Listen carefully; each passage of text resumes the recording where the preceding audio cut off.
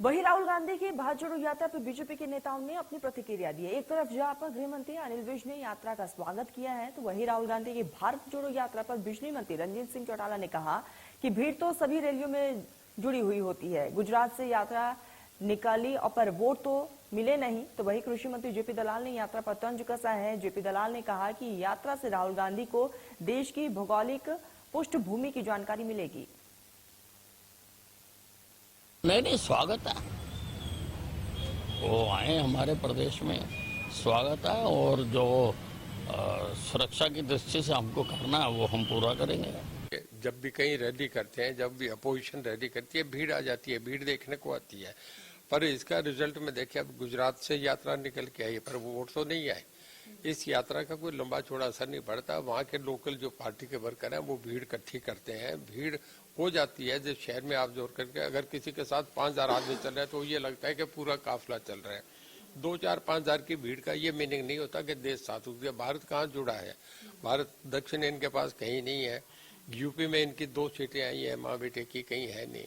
बिहार में कभी कांग्रेस खत्म, यूपी, बिहार, गुजरात, इनमें तो आप ये समझिए मध्य प्रदेश में पिछले 25 साल से कांग्रेस नहीं है, उड़ीसा में कांग्रेस नहीं है, तमिलनाडु में नहीं है, बंगाल में खत्म हो गई, कांग्रेस है ही नहीं।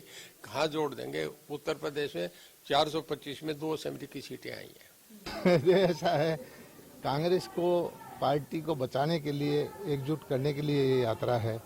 और उसके बावजूद इस यात्रा के दौरान ही बहुत सारे कांग्रेसी देश से खिसक चुके हैं। और ये सारा झगड़ा जो है पार्टी बचाने का था। एक अच्छी बात जरूर होगी इस यात्रा में कि राहुल जी, जिसको देश के बारे में जानकारी कम थी, जो विदेश में पढ़े हैं, विदेश में ज़्यादा रहते हैं या सुरक्षा के घेरे में रहे हैं, उन्होंने देश के बारे में कुछ न कुछ ज्ञान प्राप्त जरूर किया होगा। और मैं उम्मीद रखता हूँ कि कुछ साल और इस तरह वो यात्रा करें तो इस देश के लिए बड़ा सहायक रहेगा। वही गुजरात चुनाव के नतीजे पर अनिल विज ने कहा कि हरियाणा में सरकार बेहतरीन काम कर रही है, तो वही गुजरात की तरह हरियाणा में भी सरकार रिपीट होगी।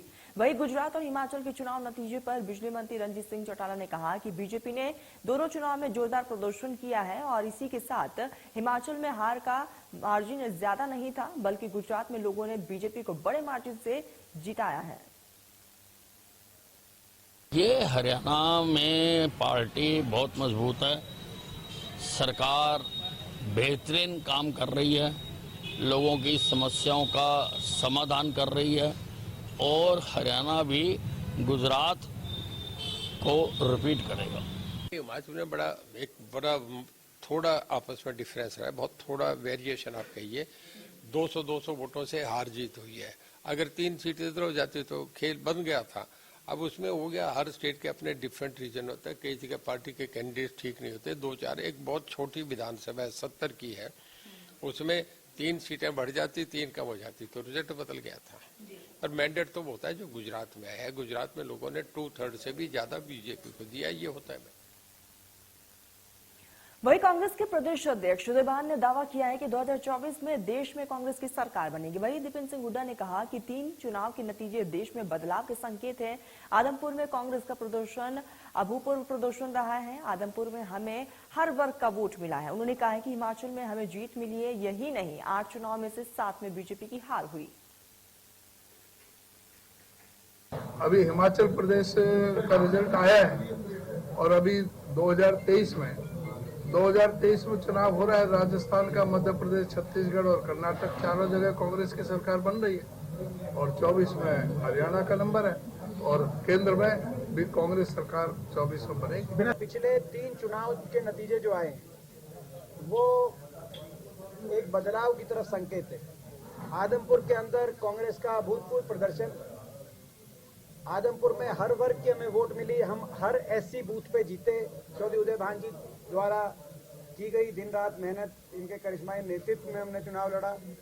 हम हर वर्ग की वोट हमें अर्जित हुई और 42% वोट ऐसी विधानसभा क्षेत्र के अंदर जहां कोई हमें चांस नहीं दे रहा था। उसके बाद पंचायत, जिला परिषद के चुनाव के नतीजे जहां बीजेपी के उम्मीदवारों को लोगों ने सिरे से नकारने का काम किया, मात्र 5% वोट बीजेपी की आई, जो कि किसी भी सत्ता दल के लिए बहुत ही शर्मनाक प्रदर्शन है। क्योंकि उन्होंने सिंबल दिए अपने सबसे, जहां पे उनको मजबूत प्रत्याशी दिख रहे थे, वहां सिंबल दिए और मात्र 5% हुए। उसके बाद अब हिमाचल में जो नतीजा आया है, कांग्रेस के हक में नतीजा आया है। और केवल हिमाचल ही नहीं, 8 प्रदेशों में चुनाव थे, उपचुनाव और एमसीडी मिला के 8 में से 7 में बीजेपी आ रही।